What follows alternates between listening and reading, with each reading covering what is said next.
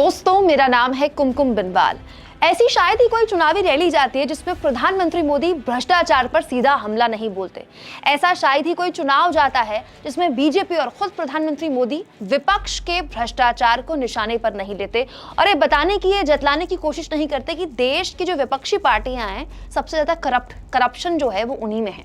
लेकिन आज प्रधानमंत्री ने कुछ ऐसा कर दिया जिसके बाद खुद उनकी भ्रष्टाचार को लेकर जो जीरो टॉलरेंस वाली नीति है, जो सोच है, वो विपक्ष के निशाने पर आ गई। दोस्तों, आज प्रधानमंत्री मोदी ने भाजपा के कर्नाटक के बड़े नेता और पूर्व मंत्री के.एस. ईश्वरप्पा को सीधा फोन करके उनसे चुनावी हाल जाना, ये समझने और जानने की कोशिश की कर्नाटक में क्या चुनावी माहौल है। आप कहेंगे कि क्या इसमें बड़ी बात है, बीजेपी नेता को प्रधानमंत्री मोदी कभी भी फोन कर सकते हैं। दरअसल ईश्वरप्पा पिछले काफी दिनों से अपनी पार्टी यानी कि बीजेपी से नाराज चल रहे थे। हुआ ये कि ईश्वरप्पा चाहते थे कि शिवमोगा, जहां से वो 5 बार विधायक रह चुके हैं, वहीं से पार्टी उनके बेटे को टिकट दे दे, लेकिन पार्टी ने इससे साफ इनकार कर दिया था। क्यों? क्योंकि ईश्वरप्पा वही शख्स है जिसको लेकर कर्नाटक की मौजूदा बीजेपी सरकार भ्रष्टाचार के गंभीर आरोप झेल रही है।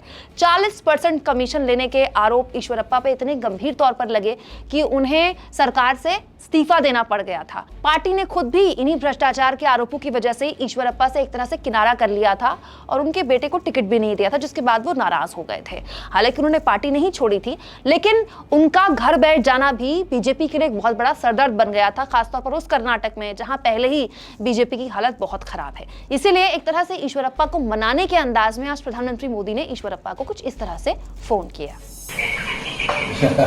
बहुत अच्छा हो गया सर, डेफिनेटली हम जीतेंगे सर, नो प्रॉब्लम सर। तो ऐसा करके प्रधानमंत्री मोदी ने ईश्वरप्पा को मना तो लिया, लेकिन एक बहुत बड़ा अब आरोप खुद बीजेपी पर लग रहा है और जो आरोप कांग्रेस लगा रही है कि एक ऐसा नेता जिस पर 40% कमीशन लेने का भ्रष्टाचार का आरोप है, उसे देश के प्रधानमंत्री फोन क्यों कर रहे हैं। भाजपा के ही एक अन्य वरिष्ठ नेता, 4 राज्यों के राज्यपाल रहे हुए सत्यपाल मलिक जी ने क्या कहा था आपको? आज से 1 हफ्ते पहले कुछ कहा था, बड़े स्वर्णिम वाक्य हैं कि प्रधानमंत्री को भ्रष्टाचार से कोई नफरत नहीं है, वो सभ्य आदमी हैं। सभ्य भाषा में उन्होंने बोला, हम भी सभ्य हैं लेकिन एक कदम आगे बढ़ाएंगे। प्रधानमंत्री को भ्रष्टाचार से मोहब्बत है। ये मोहब्बत ईश्वरप्पा जी को फोन करने में सुनाई देती है। जिस व्यक्ति को 40% कमीशन लेने के जुर्म में दबाव के चलते हटाया जाए, उसके आगे आप जी हुजूरी कर रहे हैं, उनको गुहार लगा रहे हैं, साहब मदद कर देना, जितवा देना। देश का प्रधानमंत्री, कुछ महीनों पहले संदर्भ चुनाव का ही है, राज्य हिमाचल प्रदेश था, वहां भ्रष्टाचार का तो मामला नहीं था, लेकिन ऐसे ही एक व्यक्ति को उन्होंने फोन किया, वो उनको टिकट नहीं मिली थी तो वो निष्पक्ष इंडिपेंडेंट खड़े हो गए थे। उन्होंने प्रधानमंत्री की बात को माना भी नहीं। बड़ा अटपटा सा लग रहा था कि देश का प्रधानमंत्री, दूसरा टर्म का प्रधानमंत्री, इस तरह से हुज्जत कर रहा हो अपनी ही पार्टी के एक वर्कर के सामने और वो नहीं मान रहा हो। देखिए साहब, इकबाल तो इकबाल होता है, वो नहीं टूटना चाहिए। पद प्रधानमंत्री का, और वो भी भारत जैसे देश के प्रधानमंत्री का, इस पद का एक इकबाल होना चाहिए।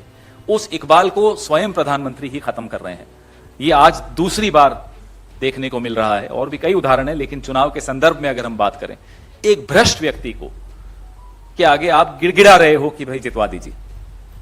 40% सरकारा, ऐसे ही थोड़े स्लोगन बना, इन्हीं लोगों की वजह से बना ये नारा। 40% सरकारा का जो तमगा मिला था भारतीय जनता पार्टी की सरकार को कर्नाटका में, वो इसी तरह के लोगों की वजह से नहीं, इन्हीं की वजह से मिला था। और आज प्रधानमंत्री उनके सामने गिड़गिड़ा रहे हैं। सोचिए क्या स्थिति है, और सोचिए भ्रष्टाचार से कितनी मोहब्बत है साहब को।